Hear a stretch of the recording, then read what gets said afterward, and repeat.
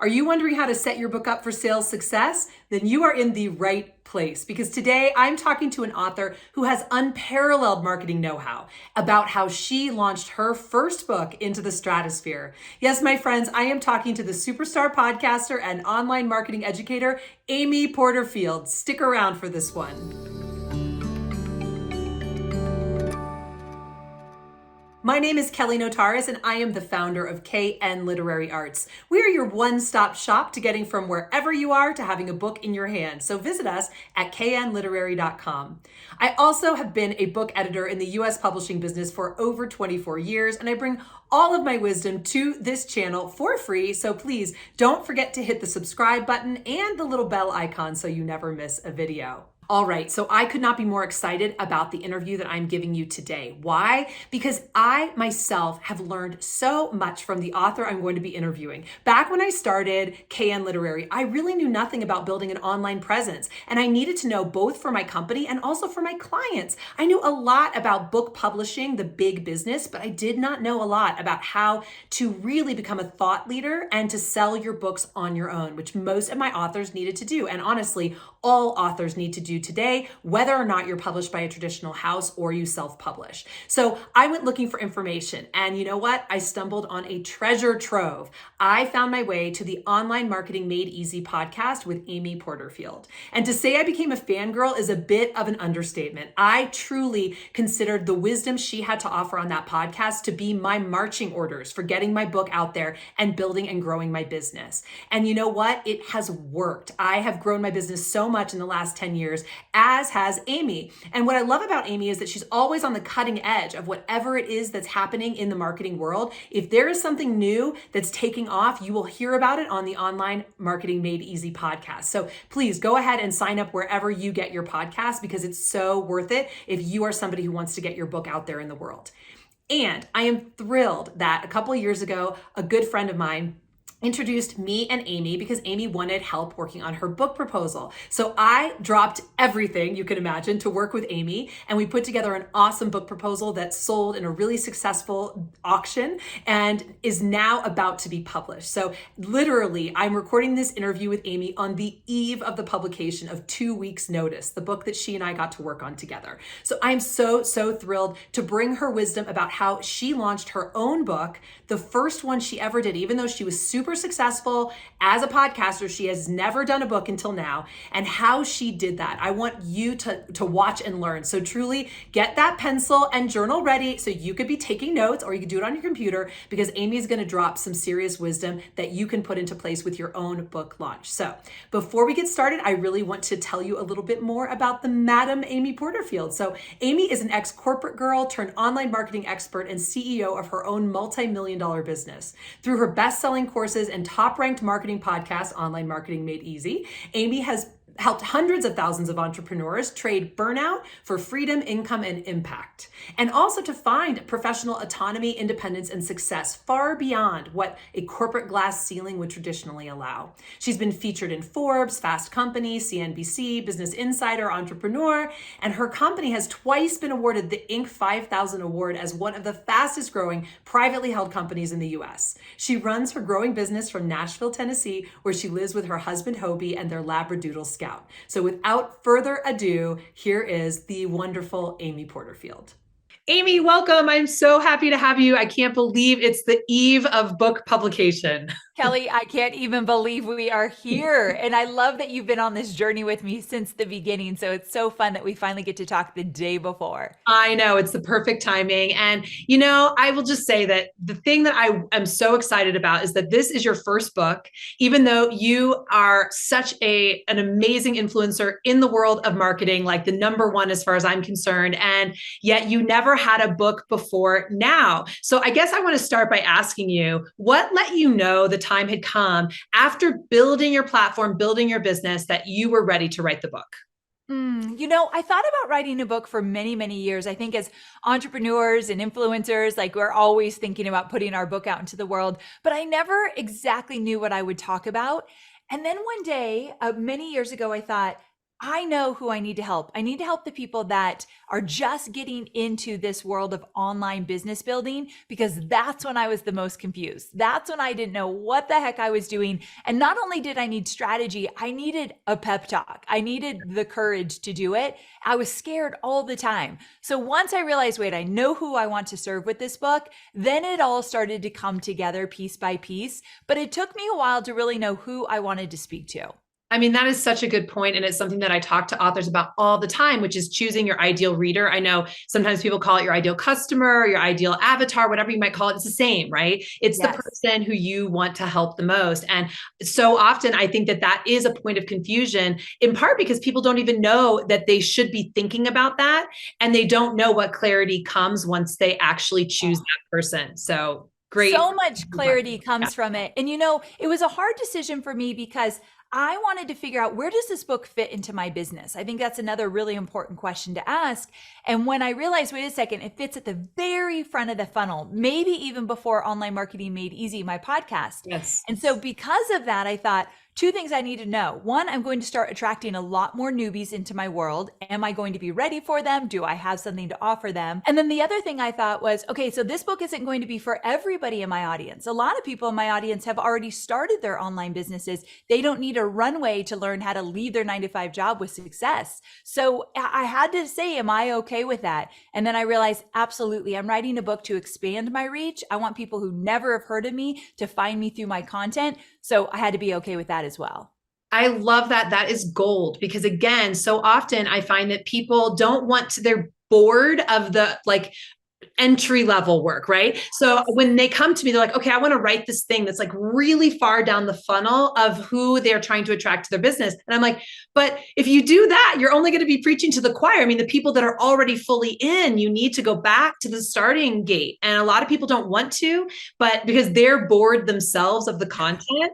And I'm curious, from your perspective, did that come up for you of being like, okay, I've talked about this part of the funnel for a really long time. I would rather kind of get into the nitty gritty of something that's more like complex or sophisticated. How did you balance that?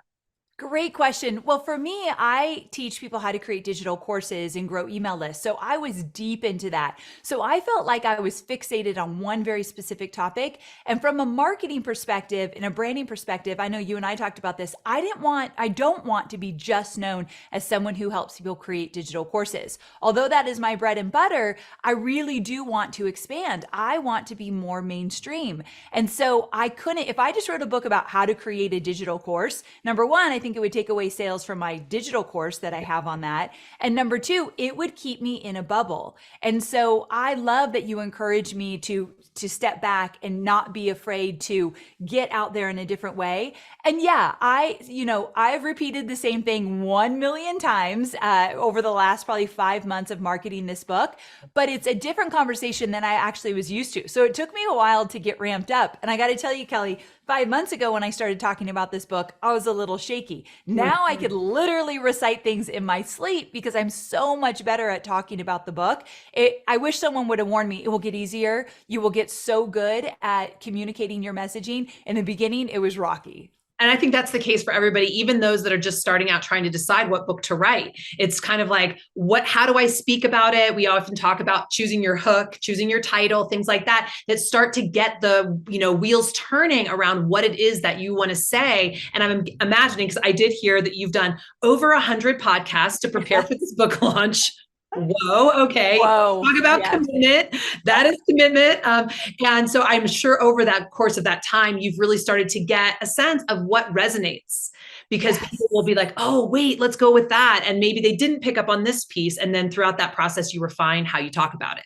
Absolutely how it shook out. So yeah, for sure. Totally. And then I want to also just say something to what you were saying about you have taught online courses and list building. That's been sort of what we might call your flagship of what you've been teaching. And a lot of times I find that authors come in and they want to write a book first. So that's their first step. They're like, okay, I want to write a book and I want to become known through my book. You didn't do that. Actually, I want you to tell a story about the very first launch you ever did, because I think it's a very funny topic, just happens to be. So why don't you tell us what your first launch was like? Because again, no matter whether you're launching a book or you're launching a course or whatever your first launch is, that one's going to have a little bit of a rocky start. Yes. So will you So tell us a little bit about that? Yeah, so the first thing I launched about a year into my business was a digital course. And this is ironic. I was teaching authors how to launch their book using social media. Now, I had no business teaching that. I had never been an author. I don't know why I thought that that's what I should be doing. And it failed miserably. Like I made $267. The program was $297, but by the time you took out a few $1,000s expenses, right. I made $267 and cried for about a week and told myself I was not meant to be an entrepreneur.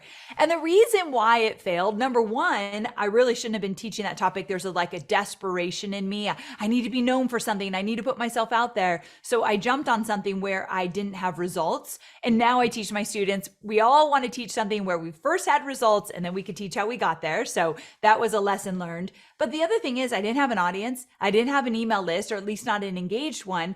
I didn't have anyone to market to. So I can't even imagine launching a book at that time, when launching a book is hard. And I have a big email list and a big platform. This has been the most difficult thing I've ever done.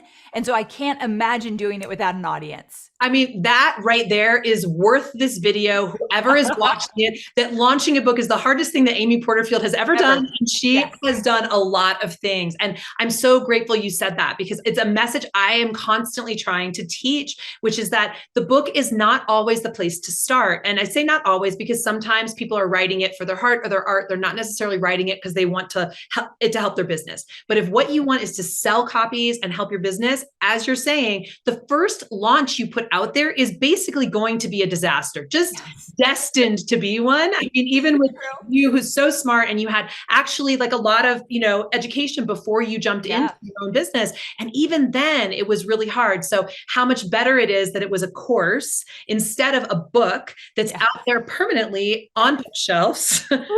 Thank God. Yeah, that thing went away fast. Exactly. Where a book wouldn't have gone away. It would have been right there staring at me every day. And again, a lot of time investment. I mean, writing a book, it took us, how long was it that you were working on that book? I was trying. It had to have been almost a year from when we started to talk about the book proposal and then get into the book. And listen, you didn't ask me to say this, but I need to give you a plug, because I can't imagine writing that book proposal and writing that book without you. You were the best investment I ever made for this book. And Kelly, I really mean that. And I know not everybody can afford to hire their own editor, but I was privileged enough to do it. I used some of my book advance for that. And I just can't imagine how hard that would have been without you, because as you know, when we handed the book over, there were very few edits that came back, because we had worked so closely, back and forth, and that felt good. So that was a good decision I made with this book launch. Oh, thank you. Well, I already said in the introduction that, I was such a fangirl of yours for so long that I dropped everything, even though I have not been able to take on books for a while. I was like, I'm going to make this happen, because I so wanted to get the chance to work with you. And so lucky. I was so fun. It was perfect. It was kismet, thanks to our mutual friend who put us in touch. And I mean, speaking of the book proposal, I think that that's something that I want to just mention, because you were kind of like, oh my gosh, what is a book proposal? And so I was able to give you that information. I do through. But there was a place where truly you did something I have never seen before. You put together the best marketing and promotion section I have ever seen, without a lot of help from me, because guess what? I'm not the expert in that.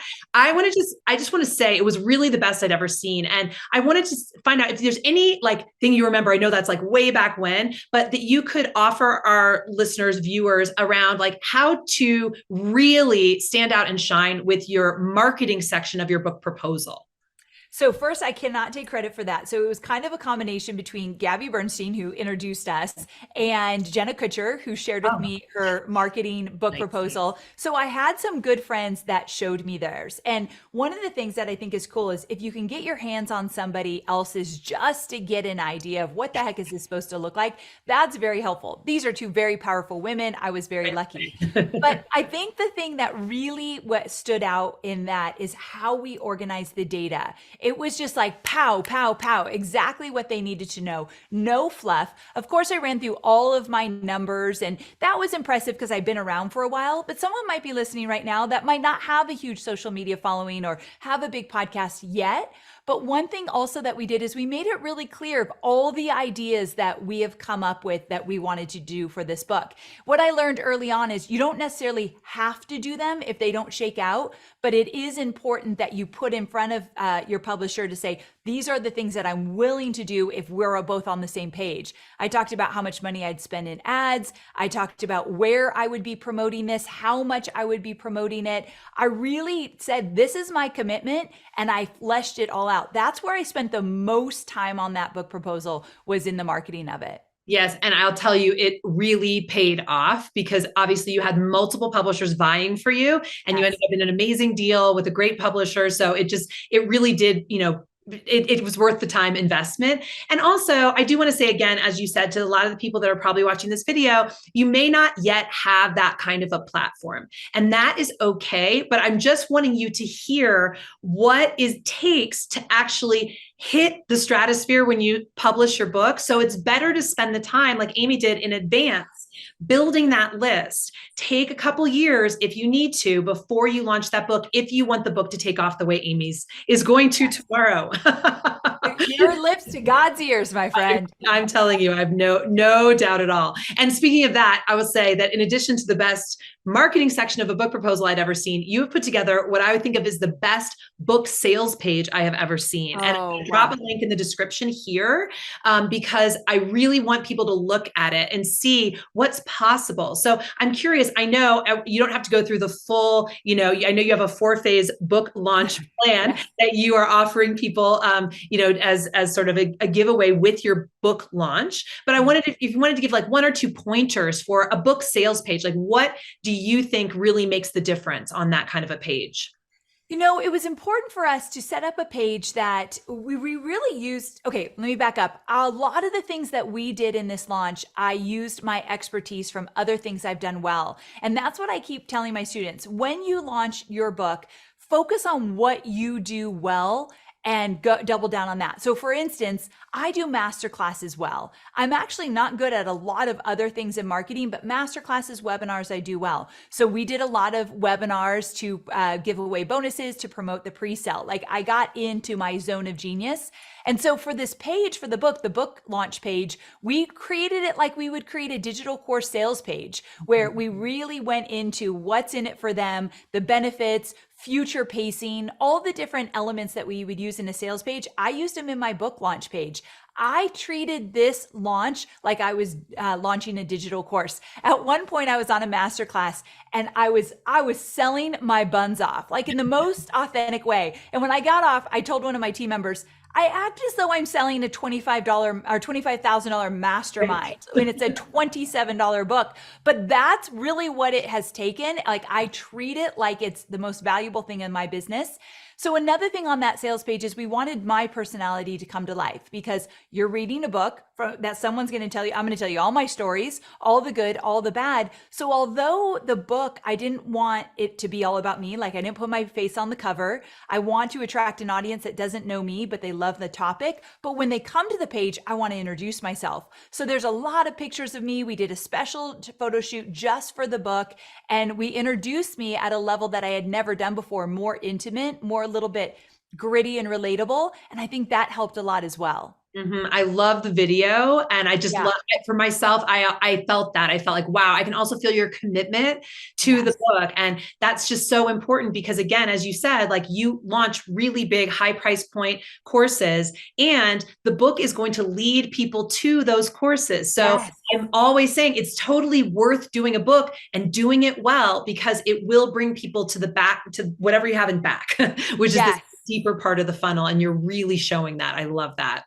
Oh, good. I'm glad that you saw that. Yeah, it's been a wild ride, my friend. I can only imagine. I mean, look, I did it myself a couple of years ago, but honestly, like I'm taking notes literally on what you're doing for my next book because it's really amazing. And also for our clients, as you said, launching a course, launching a book, you're launching a thing, right? And it follows a similar formula. Truly, so, we're sort of coming to the end of our time, but I want to just ask you, in your like greatest, wildest dreams, how does 2 weeks notice change your business, change the world?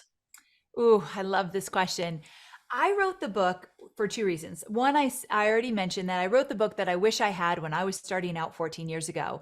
But I also wrote this book because I know that there's a woman in a 9 to 5 job right now, and she's looking around thinking, this cannot be my end all be all. Life has got to get better than this. She's underpaid, she's undervalued. And I know that there's a lot of women that don't know that this world that we operate in even exists. I didn't know it existed 16 years ago. And so I want this book to actually absolutely find her and say, there's a different way, and I could show you step by step. So I'm so excited for that opportunity, for it to not only build my business with new people that I can support from the get-go, but also I can't wait to see those transformations. I know it's going to fuel our business in a new way. We've got some new programs coming out because of this book. We have new ways to support people. And also I know eventually many of them are going to want to create a digital course, which is my bread and butter. So I'm excited to see what it will do for the business. I love that. You just really gave the step-by-step process of why it is so important for people who have businesses